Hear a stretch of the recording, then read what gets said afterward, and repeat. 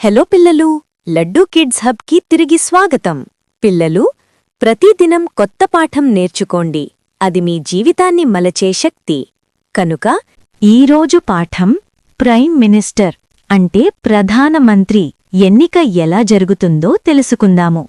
ప్రధానమంత్రి అనగానే ప్రస్తుతము అందరూ నరేంద్ర మోడీ గారి పేరు చెబుతారు. మీకెప్పుడైనా ప్రశ్న వచ్చిందా, అసలు ప్రధానమంత్రిని ఎలా ఎన్నుకుంటారు అని? దానికి సమాధానము, మన దేశములో ప్రధానిని నేరుగా ఎన్నుకోరు. ప్రధానిని లోక్సభకు చెందిన సభ్యులు అంటే ప్రజల ద్వారా ఎన్నుకోబడిన కౌన్సిల్ ఆఫ్ మినిస్టర్స్, వీరినే మనము మెంబర్ ఆఫ్ పార్లమెంట్, షార్ట్గా ఎంపీస్ అంటాము.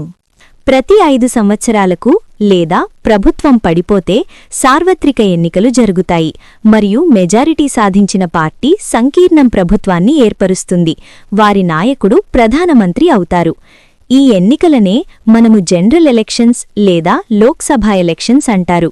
మన రాజ్యాంగంలో ఆర్టికల్స్ 74 మరియు 75 ఏమి చెప్తుంది అంటే, ఎంపీల చేత ఎన్నుకొనబడిన ప్రైమ్ మినిస్టర్ రాష్ట్రపతి చేత నియమించబడతాడు. 1947లో భారతదేశం స్వాతంత్ర్యం పొందినప్పటి నుండి అనేక సార్వత్రిక ఎన్నికలు జరిగాయి. ఇప్పటివరకు దాదాపు 18 పూర్తి లోక్సభ ఎన్నికలు జరిగాయి. 2024 ఎన్నికలు 18వ లోక్సభగా ఏర్పడ్డాయి.